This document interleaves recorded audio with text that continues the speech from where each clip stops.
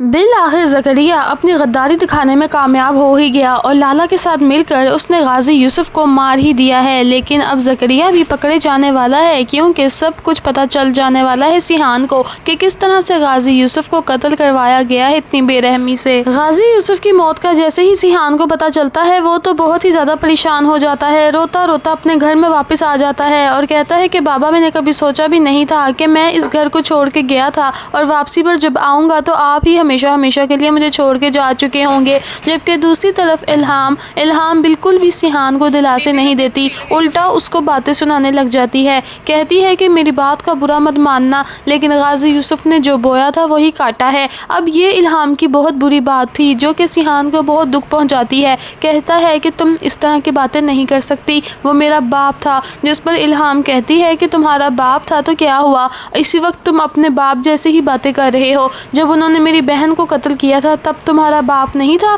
میری بھی بہن تھی۔ آج تمہیں بھی پتا چلے گا کہ جب کوئی اپنا بہت دور چلا جاتا ہے سڈنلی تو کیسا فیل ہوتا ہے۔ جبکہ دوسری طرف اب بات کر لیتے ہیں زکریا کی، تو زکریا تو اب ایسے ڈرامے لگا رہا ہے کہ جس کی کوئی حد نہیں ہے۔ زکریا غدار تھا، ہے اور رہے گا۔ چپ کر کے آ جاتا ہے سیحان کے پاس روتا روتا، کہتا ہے کہ مجھے تو سمجھ ہی نہیں آ رہی سیحان بابا، میرے صاحب مجھے اتنی جلدی کیسے چھوڑ کے چلے گئے۔ ہم وہاں پر گئے ہی تھے کہ لالا کے بندے وہاں پر آ گئے اور انہوں نے ہم سب پر حملہ کر دیا۔ جس پر سیحان بھی رونے لگ جاتا ہے اور جھوٹ موٹ کا ناٹک لگا کر زکریا بھی رونے لگ جاتا ہے، لیکن اب تو بال کی کھال نکلنی ہے کیونکہ سیحان نے ایک ڈیٹیکٹیو کو بلا لیا ہے اور اس سے یہ کہا ہے کہ میں اپنے باپ کی موت کا بدلہ ضرور لوں گا اور پتہ کرواؤں گا کہ یہ کس نے کیا ہے۔ جس پر وہ سیحان کو یہ بات سمجھاتا ہے کہ کوئی تم لوگوں کے بہت قریب ہے، جو کہ ہے تو تم لوگوں کے قریب لیکن وہ کام لالا کے لیے کرتا ہے۔ پاس کھڑا زکریا، اس کے تو پسینے چھوٹ جاتے ہیں۔ وہ لڑکا کہتا ہے کہ کیوں زکریا، میں ٹھیک کہہ رہا ہوں نا؟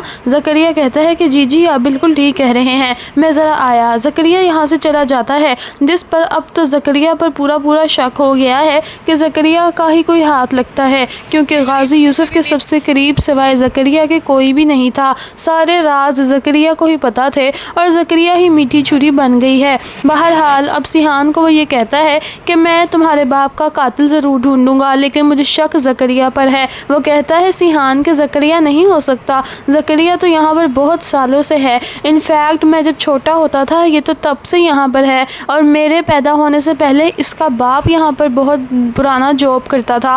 جس پر اس کا یہ ڈیٹیکٹیو دوست کہتا ہے کہ دیکھو سیحان، آج کل تو خون کے رشتے مکر رہے ہیں اور تم کس طرح سے ایک عام سے انسان پر بھروسہ کر سکتے ہو؟ آج کل کے دور میں ہر کوئی بکتا ہے، بس بولی جو زیادہ لگا دیتا ہے اور وہ خرید لیتا ہے اگلے بندے کو۔ یہ بات اب سیحان کو سمجھ آ گئی ہے، جبکہ دوسری طرف زکریا بہت زیادہ گھبرا گیا ہے، لالا کو کال کر کے کہتا ہے کہ مجھے شک ہے کہ سیحان بابا کو مجھ پر شک ہونے لگ گیا ہے۔ لالا کہتا ہے کہ ایسا کچھ بھی نہیں ہوگا، تمہیں کبھی بھی شک کی نگاہ سے دیکھا ہی نہیں جا سکتا، تم نے ڈرامہ ہی ایسا کرنا ہے کہ کوئی سن نہ لے۔ جبکہ پیچھے کھڑی چندا سارے کی ساری باتیں زکریا کی سن لیتی ہے اور اب چندا نے ایسا بم پھوڑنا ہے زکریا کے سر پر کہ زکریا نے تو کبھی سوچا بھی نہیں ہوگا۔ یعنی کہ دوستو، ہمراہی ڈرامہ سیریل کی نیکسٹ ایپیسوڈ اب جا کر چٹپٹی ہونے لگی ہے، کیونکہ پچھلے دنوں سے کافی زیادہ بورنگ جا رہا تھا ڈرامہ، اب جا کے فائنلی کوئی ٹویسٹ آیا ہے جس میں مزہ دیکھنے کو ملے گا۔ آپ کو آج کا ڈرامہ ریویو کیسا لگا ہے ضرور بتائیے گا، اور جانے سے پہلی بار چینل پر وزٹ کیا ہے تو چینل کو سبسکرائب کیے بغیر مت جائیے گا، اور ہاں، یاد سے اپنے دوستوں کے ساتھ بھی اس ویڈیو کو شیئر کر دیں۔ ملتی ہوں نیکسٹ ویڈیو میں، اپنا خیال رکھیے گا دوستو۔